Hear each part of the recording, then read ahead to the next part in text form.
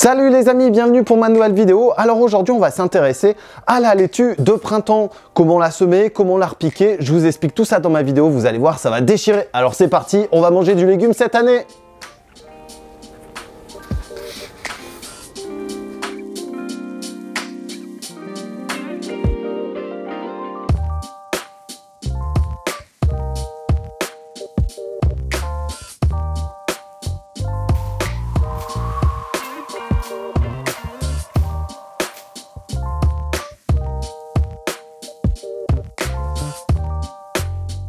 Alors bienvenue dans ma nouvelle vidéo, vous allez voir aujourd'hui, c'est un tuto assez simple mais qui est très important notamment pour avoir des salades de la laitue toute l'année.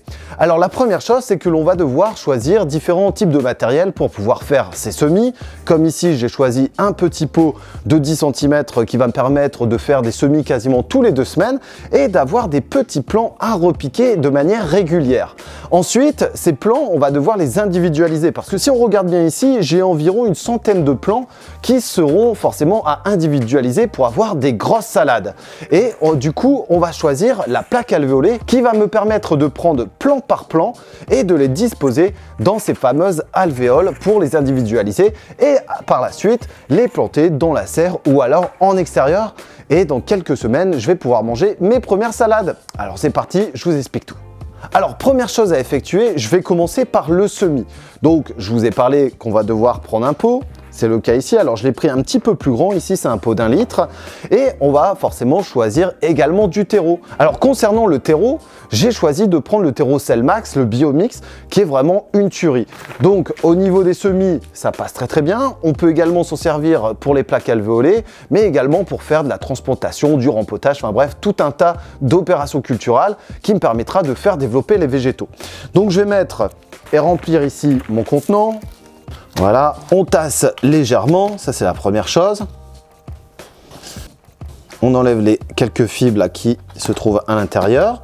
Et ensuite, on va disposer en semis à la volée une centaine de graines environ, 100, 200, bon ça c'est en fonction de vos besoins, sachant qu'ici j'en produis forcément un petit peu plus, qui vont aux voisins, qui vont aux amis, qui vont à la famille, qui permettra justement de combler tous les besoins.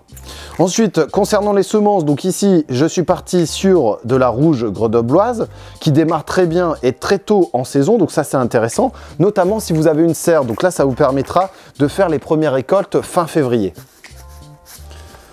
Voilà, et ensuite, on vient recouvrir l'intégralité de notre contenant. Donc ça, c'est l'opération, on va dire, la plus simple, mais qui est très importante. Alors une autre solution aussi pour répandre ces graines à l'intérieur de son contenant, je viens prendre mon sachet, je fais un petit bec verseur et je viens passer au-dessus. Je le fais principalement pour les grandes caissettes de semis, ici pour un petit pot, bon c'est pas une obligation. Donc là, opération suivante, forcément, j'ai mis mes graines dans mon contenant, on va devoir recouvrir de terreau. Et là, une opération un petit peu particulière, c'est que l'on va devoir tamiser le substrat pour faire le contact graines et le contact terreau. Ensuite, je vais arroser, le tour est joué, je vais le placer dans la maison, peut-être sous des lampes s'il n'y a pas assez de luminosité pour éviter l'étiolement. Et enfin, on va attendre quelques semaines. Donc là, ici, au bout de 2 semaines, j'ai mes laitues de prêtes pour pouvoir les repiquer. Et c'est mon opération de maintenant, une fois que j'aurai fini le tamisage.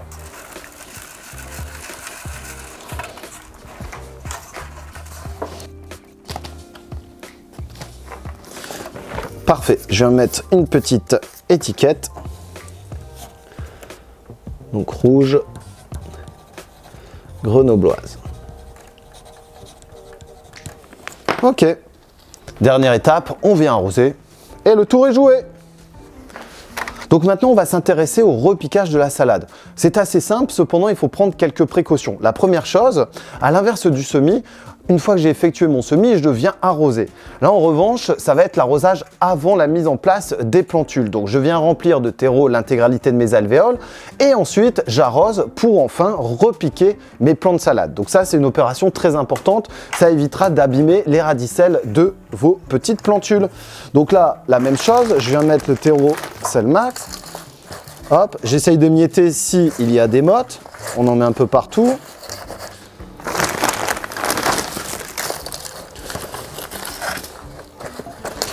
Voilà.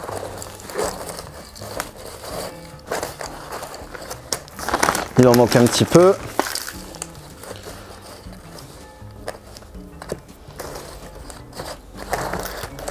Hop, on vient faire le tassement pour que ce soit le plus homogène possible. Hop.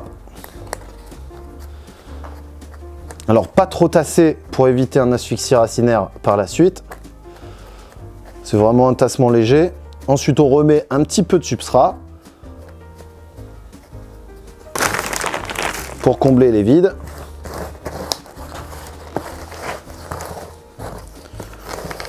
Voilà. Et maintenant, je vais pouvoir arroser. Alors, je vais aller chercher mon arrosoir et on va s'occuper de ça.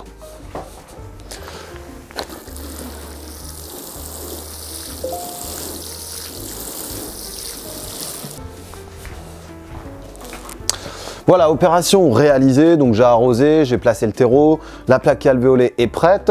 J'ai mon étiquette que je vais récupérer ici pour ne pas perdre la variété si je veux récupérer les semences. Donc là-dessus, j'insiste bien, je vous conseille même de refaire une étiquette pour la laisser vraiment fixe à votre endroit où vous souhaitez laisser monter à graines. Bref, alors ici, on va s'intéresser donc au repiquage. J'ai mes jeunes plantules qui ont, comme je vous le disais tout à l'heure, 2 semaines, que l'on va pouvoir individualiser pour former une micromotte à chaque alvéole. Ce qui va permettre par la suite en fait de les individualiser plus facilement, de les placer plus facilement également en place dans la serre ou dans le jardin, et aussi de faire des économies de graines, mais aussi de gagner du temps, notamment pour l'implantation de chaque plantule dans le potager, puisqu'on aura juste à passer un petit coup de bâton en dessous, tirer la motte et la planter directement si votre sol est vraiment bien grumeleux. Alors c'est parti, je vais commencer le repiquage. Alors j'ai tout le temps avec moi le tuteur qui va me permettre de faire les petits trous et de placer la plantule. Donc on vient centrer forcément le jeune plant.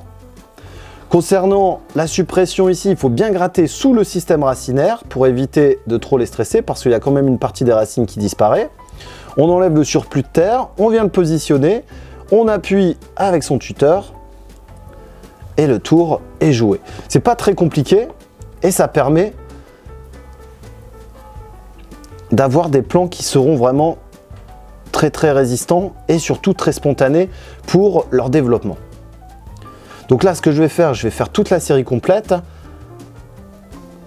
Donc sur les petites plaques, environ 80 et sur les grandes, un peu plus d'une centaine. Vous allez voir, c'est très sympa, ça demande une petite dextérité, mais c'est pas bien compliqué à mettre en place.